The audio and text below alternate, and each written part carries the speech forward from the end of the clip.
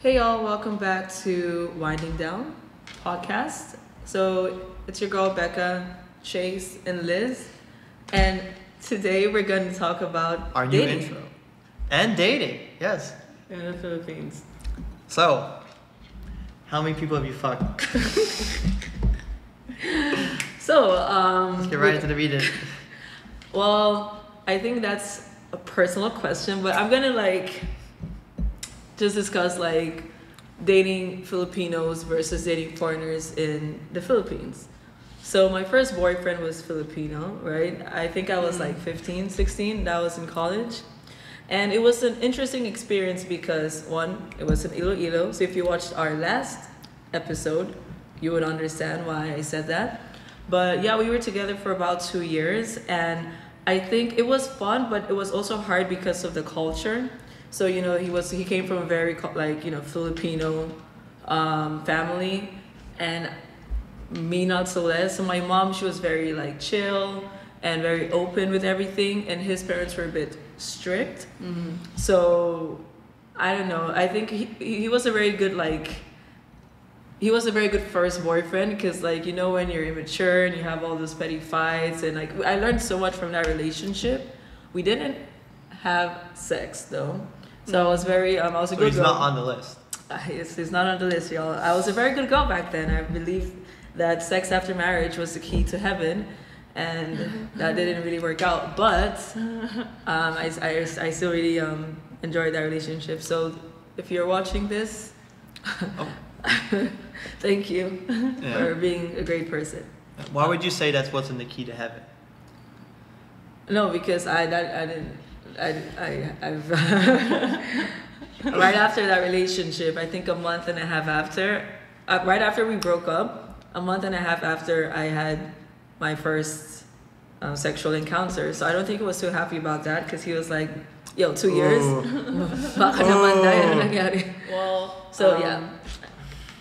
we're twins, right? Again, and funny enough, we had a similar situation because my first boyfriend was also Filipino. We were also together for 2 years. My difference is he was my first, Booking. booking talaga, no? Yes, and but I think we had sex then a month after we broke up because I don't think that was Before you broke up.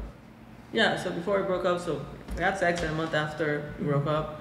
But yeah, she said he was also very Filipino because we were in Iloilo and stuff. And What does that mean? no, just in a sense the culture. Because Conservative in a way? right now I've met a lot of Filipinos who are a bit westernized in the way they think. But with him, he was very Reserved? Is that- reserved. His mentality was very reserved. He was a really great guy and all too. But it was just, I'm not sure if that's the reason why it didn't work, or maybe because we were just young. But yeah, that was a very big difference from dating Chase. We're together. So Hooray. yeah, it was We did very it. very different also from my exes who were foreigners as well. But yeah, what about you, Chase? Was your first Just a relationship? clarification, I am half Filipino, so it's keeping it, My experience generally, I guess I've only dated one other person than Liz. I have gone on other dates though. The one person I dated was actually a classmate of mine back in high school, and she's half Filipino, half Japanese. I would say she was more Western than any of those, than Filipino or Japanese, mostly because we were in a Western type school here. And I would say we dated for a year, and it was probably the craziest thing I've ever gone through, I would say. But I definitely learned a lot. I learned how much of a hypocrite I could be, because I would say I was actually very reserved before. I am still reserved, but blessed.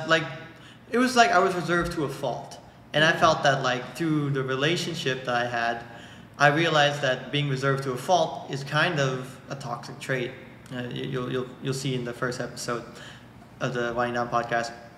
But being that way was just not something that's sustainable, or generally not something that's generally sustainable given the way the world works, as well as the way people values and stuff nowadays. Because of women empowerment, which is a good thing. Not all bad, not everything is bad about women empowerment, as much as the internet might say it is. Like, because of that, girls, they want to have fun, right? They want to do their own thing. And if you're like super reserved, or let's say more so like jealous and insecure, I think it's probably more accurate, right? Then, that's not going to go down well, especially if, she just wants to go party and her idea of having fun is, really, partying everyone's attention, which, all the power to them, right? Get the attention you want, because that's what you want at that age, right? And so, at least for me, I felt that age had a lot to do with it, as well as like my own insecurities and her own insecurities and all those other things. They all mix up together to make like one crazy ass relationship, right? And so I felt that like my experience dating was definitely like a unique one, but not like entirely unique, because it's like we were both young, we were both insecure. That's sort of like the classic high school like dating, experience, right? So in many ways, it was both very common and very unique, is what I would put it. Okay. Okay. All right. Well, I mean, I think we've all been there. The ringer when it comes to like saying that. Let's talk about dating foreigners. Yeah. So after the first boyfriend, my second boyfriend was Swedish. And so we met on Tinder. And the most romantic way. The most romantic way, right? So he was in Sweden at the time, I was in the Philippines, and we matched. And as young dumb people would be when back then, when he was like, after a month we were talking, he was like, oh, I'll come visit you. And at the time I was like, oh, that's so sweet, thanks. So he came, we lived together for 2 or 3 months. At this point I've forgotten now, but that was back in Iloilo. So it was a very toxic relationship on both sides, because it was very fucking toxic. I mean, like, I think, again, on both sides, because I think there was a point where I was like, okay, I think I made a big mistake, because I didn't even know this person. How old were you at this time? I was like, shit, I don't know, 19, 18, 19. 19, 18. That's like me talking. That was my age when I was talking about the high school relationship. Yeah, so I don't. That's an age where you know that, okay, this is time to grow the fuck up, because like, so we were dating, and then I think that's when I realized, when he was like living with me in Iloilo, I was like, okay, and I knew deep inside that I made a mistake of like allowing, or like, agreeing for him to come here. And then I was trying to like, when like, girls, then when they're like over their relationship, they do like stupid things so that the guy just breaks up with them, because I was too scared to like break up with him. And then when that wasn't working, I was like, all right, no, let's just fucking break up. And he didn't want to, and that's when the whole like toxicity like thing like happened. So we were like being like verbally like mean to each other. There wasn't any physical like abuse, but still mentally, emotionally, it was like a shit show. And then there were so many other things that happened, but just like this, to summarize everything, that was a really bad time in my life. So it was a very big like difference from dating the Filipino to dating the Swedish guy. Would you say that it was better dating the Filipino? Or would you say for that the has to audience, do for the with, audience like, here? Like culture? Do you think, like, let's say you dated a Filipino, do you think whatever happened with the Swedish guy could happen? To be honest, I'm pretty sure it would have also happened. I think because there was also some crazy guys who are also Filipinos as well. I think with just him specifically, because he also was like bipolar and stuff, and he had a lot of things going on. So I knew, like, because for me as a person, I know that when someone is like kind of messed up, because after him, I noticed the guys that I've been dating were like either like alcoholics or like had depression. I don't know what's up with me. Are you waiting outside the mental hospital? It's like I attract damaged guys, and for me, I feel like I can like love them to like for them to be better. But after the fourth one, I was like, I don't think this is working out. I don't think this is actually like my love will didn't change this person. He's gonna change if he wants to change. This is an iPhone. You can't repair it. You gotta get a new one. Or sure, that works. But I'm just saying, like, I guess my experience from dating is just like I think you need to know yourself first, so you know what you want, and I think you also need to set standards for yourself, because there are so many times where I've been like, you know what, yeah, you like, well, sure, I'll like, you take and take and take, even though like you're not happy, just because you're scared of being alone. So I think if you're happy in a relationship, first the source of happiness needs to come from you and not from the other person, because that's not fair to the person or yourself. And then once you're finally happy, then you can start, sharing that happiness with someone else. So that's why I'm currently single, y'all. Dating apps, which we'll talk about in a few, it's just not working out for me. So if you have someone who's not crazy and who wants to like, so you're advertising. I'm advertising that. Just comment below if you feel like someone. Should we post your number in the description? Maybe my Instagram first, so I can easily block if they're crazy. You can filter out. That's my. What about through the pictures? Through the pictures, like no, just like Tinder, huh? Like just nope. It doesn't work for me. Yeah. But what about you, Chase? Second relationship. Oh, you're talking about our relationship. Well, I mean, we don't need to like spend all day talking about that, but I think like before even like meeting Chase and stuff, I think Becca has her own thing with that, because like with dating in Manila, I wouldn't really mention dating in Iloilo because I didn't really do much of that, because again there were so many people, like it's a very small city, so you can't know everyone. But in Manila though, like I think it was also a bit of a culture shock for me, because I was like, foreigners, other people, and then hot guys. Yeah, hot guys. So I kind of and I don't know, maybe this was just a me thing, but it took a couple of guys to kind of figure out like, I need to be a bit content with myself, because I feel like it's a bit awkward because you're here, but like we went through that whole phase where you're like, you know what, at this point it's like, okay, I still love you. My roster is just like, you're building fantasy football leagues. Basically, that's how I felt, right? And but I would say that I don't regret that phase that I went through, because at the end of the day, like everything you go through kind of makes you who you are now, and it helped me understand how being not really confident, but like secure with yourself and not needing validation from like, I would say that's confidence. From men. How that really helps you like as a woman, right? Especially also being black, dating in the Philippines and Asia was also kind of like a weird one, because when people see me and Becca like as twins, and when we were single at the time, it was kind of like weird, because it's like it's not something people come about too often. So that was also kind of like a weird thing to experience with Becca. Do you think so? I think also like, because in my experience, it's kind of also hard to tell their intentions, right? Because there's some guys I noticed that they dated me, or they wanted to like date me just because I was black, and it was like, it's kind of like they were kind of fetishizing my skin color and stuff. And there were guys like, so you couldn't really generally tell if they were attracted to me or they were attracted to me just because I'm black. And sometimes we're twins, so there was a whole other thing where guys are just being idiots about that. But I think, dating as a black girl in Manila is definitely weird, and I think the black girls who are watching can agree to that, because you don't really know, like, especially the black girls who might not be attracted to necessarily white guys and not attracted to Filipino guys, but the black guys here are not attracted to them either. So it's just kind of like a weird like setup. But like, power to those who are getting it, because like those who are getting it. That's a phrase. That's a phrase. Don't.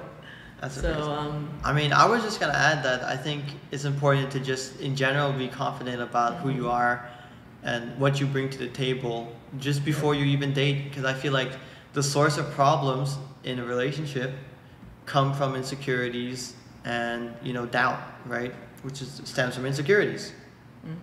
And I feel like if you're confident in yourself, you're confident in who you are and what you want, right? I'm not saying that you should be picky or anything like that. Like, you go out, meet people, go on dates, get to know people, really like understand them. Don't just make first, second judge. Don't make judgments based off like snap judgments, right? But if you're in a relationship and you realize that you're putting in more effort and it just there's a lot of red flags and stuff. You can go ahead and like decide that like it seems as though there's a lot of red flags here. I'm gonna go move to like a different country or different country. because I'm assuming the flags are planted in the country of the person you're dating, right? Liz, a different or country. Chase. So like let's say I'm a country, I have a bunch of red flags planted on me. You go, you know what? I'm gonna go to a different country. It seems like there's a lot of red flags here. Right? I don't know if that's gonna catch on. It's a weird way to put it, but yeah. But like, cause I think right now we're talking about like relationships and stuff, but like more so just dating. Nowadays, I feel like more people are just caught up on like dating. It's kind of hard to find someone who's actually looking for like a serious relationship, and with dating apps being such like a big thing nowadays, like Bumble, Tinder, I don't know, whatever the fuck else there is. It's kind of like weird when you actually meet someone who's like investing time and effort. Effort is a big thing where if you don't really see anymore, and hence there's this like culture that I noticed when it comes to, especially with like, I can't speak much for like Filipinos because I don't really date a lot of Filipinos, not because I don't want to, but just because I like full Filipinos, because I don't know, the situation never presented itself. But I've noticed with foreigners though, there's like this, I don't know if you guys can agree, there's this thing where you're like, they're just foreigner, not gonna be here for too long. Your mind's already programmed that this is just like a hookup or a fling, and then whatever happens. I think for you too though, because you guys met on Bumble, right? Yeah. So how did you guys know that this is more than a hookup? I mean, I think that starts with me. I hate to take the claim. I hate to take the fame and all the glory. All the glory here. We'll discover that later. But I mean, I went into it like I was on Bumble. Well, I was on Bumble because I was bored and also lonely, right? Like everyone else who goes on dating apps, right? This is everyone, okay? I'm not special here, all right? But I mean, I always approach it with that, like, if I'm gonna go and like, actually spend the time to go and swipe and meet people, I don't want to just be like wasting. At least for me, I didn't want to like spend time just looking for like hookups and stuff. I would go for people who I felt like, I could actually see something more than that. Now, if it ended up in being a hookup and then never anything else past that, that's fate, right? I didn't look for that. And I feel like generally speaking now, at least from all the dudes I've talked to, they're looking for hookups. They're not looking for relationships. And that's why a lot of people can't find relationships. It's not just the dudes, though, also girls, right? Mm-hmm. Some people go on the dating apps because they're looking to satisfy their urges, right? They're looking to satisfy their urges. They're horny, all those reasons, right? And it's easier, right? It's easier, right? Yeah. Because there's other people on the other side who are looking to do the same exact thing. Yeah. It's a transaction, right? You go, hey, I'm horny, you're horny, let's meet up, right? They just send like you up text, this is according to my guy friends, right? And then that happens just like that, right? And so I think that a lot of the problem is that like dating apps have become synonymous with hookups. It's not like they're not synonymous with relationships. Because I feel like if there was a different, vision, different, what's the word I'm looking for? Different impression upon the dating apps. I don't think that's the right word, but it still gets the point across. Then people would be finding more relationships. Because people are still finding relationships. They're still getting happy and stuff. Some of them start from hookups, right? Yeah, and some of them start from like bar get-togethers and stuff. Yeah, so people are still looking for them. It's just that when people are on like an application and their whole goal there is for hookups, you're gonna end up with a lot of hookups. That's just sort of the nature of it, right? Yeah, and I think from my point of view, since I'm single and I just recently downloaded. And now for another sponsored section. Squeeze a boob, save a life. Sorry for that rude interruption. So basically my point of view with dating apps is that for the last, I just re-downloaded Bumble again, And I think with me, it's just because I think girls sometimes have this checklist in their minds, and when you go out on a date with a guy, they're like, you're not really meeting the checklist. We kind of like remove them from the list. But I think, and also I'm trying to work on this myself, is I need to be more open-minded, because there might be a guy that doesn't necessarily on the first date meet that checklist, but if maybe go out on a second date and they can be, like be more comfortable and show themselves more. So I think when it comes to dating, we just all need to be open-minded and secure, confident, know your worth, and at the same time just basically know what you're bringing to the table, because Exactly. it has to be, in my opinion, Give it and has to take. be give and take, 50-50. You can't just be going there and expecting everyone to put their best foot forward, but then you're just sitting pretty and, I don't know, looking for a free meal. Yeah, I On think we both can also sides. talk about we can have another episode about this, about like if a girl should pay on the first date, or when it comes to like, feminism and like, all that fun stuff. But I think for now, guys, thanks so much for watching. We'll see you on the next episode.